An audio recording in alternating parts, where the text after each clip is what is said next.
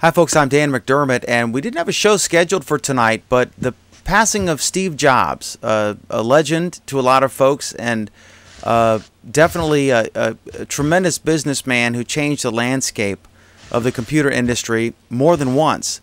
57 years old, passed on tonight. I was discussing this with Mike Phillips, and then the two of us were chatting about it and decided we would do, like a quick interview or something. Mike, what do you think? What were your thoughts today? When I think we were actually having a conversation on Skype, talking about computer technology, and then you were looking at your Google Plus stream, and you said you did a double take. I said, "What's wrong?" And you said,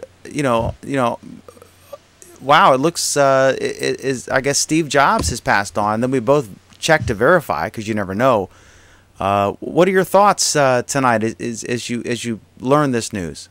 It's a major milestone in history, because even if you don't like Apple computers, and even if you are not that familiar with Jobs, I don't know how you could not be, Jobs' involvement and direction of the company, the man made his mark. He has done what most people want to do, and that is leaving the world with the world saying, wow, look what he did, look what difference he made.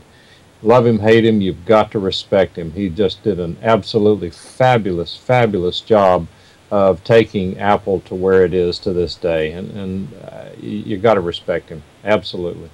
I think it's a lot like Henry Ford, in that Henry Ford didn't invent the automobile, but he made it something that was reachable to the common person. And even though a lot of their products are not dirt cheap, but they just made it mainstream. And a lot of these technologies, and he would invent, I guess it started with the iPod, and then the iPhone, and then the iPad now.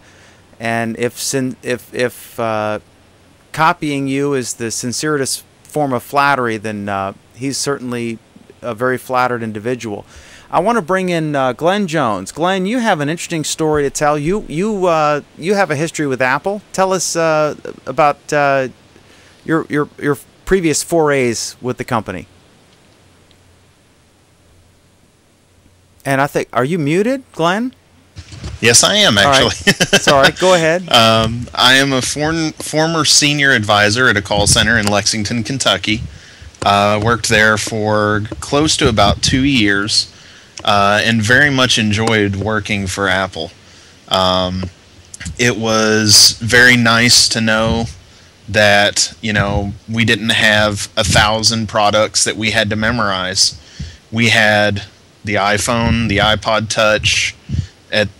Right as I was leaving, the iPad came in, not too long before I left, and it was nice to know that he put a lot of time and effort into those, and made them be the game changers. Everybody says that there were stuff out before, but the iPad, the iPhone, the iPod Touch, the iPod, all were game changers, because it showed everybody what an MP3 player should be, what a smartphone should be, and what a tablet should be. It was just amazing to see the beauty of them, because he really wanted aesthetics and simplicity, and he definitely was one of the biggest geniuses of our time, and as many people have said, he will be greatly missed. And it's going to be a long time probably before we see somebody step up and come close, which I think is going to be really hard. But he brought a company that was floundering, that he built originally, left because he was forced out, came back, built it up, and it's now the company that when you think computers, you think about Apple. Mike, we had a conversation earlier today on this topic about CEOs before we had even, I think, learned about the demise. And I think, Mike, we talked about people complaining about CEO salaries or something, and it was sort of like, really, it's what the investors and the board think. And I remember saying that I thought Steve Jobs was a good example of a rationale for an exorbitant CEO salary, and because you made the point that a lot of people were involved in the development of the iPhone, right? But Sure. really, don't you think? I mean, I would think that Steve Jobs was probably the single factor in whether or not the iPhone or the iPad would have existed today. He left the company, and it wasn't doing well. He comes back, and now it has surpassed Exxon and everybody. It's the most valuable, on paper, the most valuable company in the world. Jobs, this is a big business story, not just a tech story, right? absolutely. And the Jobs, the thing, his, I think one of the main asset, if not the main asset to the company, is that he was a visionary. And that's like being able to be an artist and to be able to paint portraits. You can't teach that. You can teach some techniques to help you improve, but you're either born with that gift or you're not. He was born with that gift, and he was able to parlay it into an environment and work into an environment and create an environment that allowed him to express his talents. That's why he's going to be hard to replace. You can find people who can do book work. You can find people who can negotiate contracts. You can find people who can create an RF module that would fit into the space of an iPhone. But the concept, how you put that all together, that's the hard part. And then some final thoughts from you, Glenn. You used to work for Apple Computer, and Mike and I have admired Apple but never worked there. What are your thoughts as your final thoughts on this as someone who used to, I mean, he was at the head of your company, your boss's boss's boss's boss, if you will. Somewhere up there, will yeah. Tim Cook be okay? I mean, are they in good hands? And do you think that their future is bright? I think that there will be a small, hopefully small, Realignment. Tim has seemed to do pretty well so far, even though it's been a short run for him so far.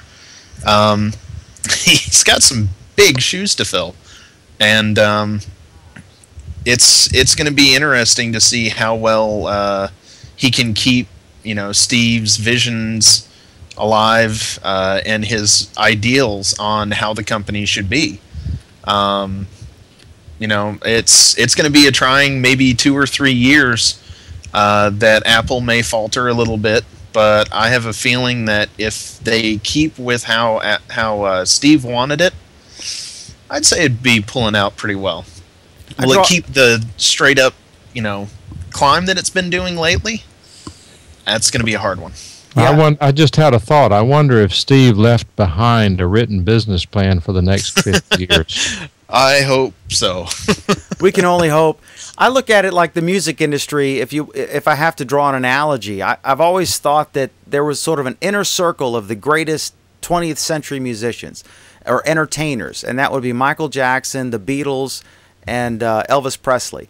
And that there were many great acts, Madonna, Rolling Stones, what have you. But the three big acts that really had a lasting legacy impact were Elvis, the Beatles, and Michael Jackson. And I think if you want to transcend that to technology or to business, there's an inner circle as well. Folks like Bill Gates, folks like Henry Ford, Thomas Edison. And I think Steve Jobs is comfortably in that inner circle. And other folks have done really well, Salesforce and I mean, a lot of folks. But I think there's that inner circle that's impenetrable, folks who made a really lasting impact. And we wish Apple well, and it's a sad day, but it's part of life. Death is part of life. And he accomplished so much. And so, I just thought the three of us would get together because we're kind of observers of this sort of thing and just share some thoughts on this evening. And so I thank you both. Thank you, Mike, and I thank you, Glenn, for joining us for this impromptu little discussion about the passing of the late, great Steve Jobs. So thank you both very much. Thank you. Thank you.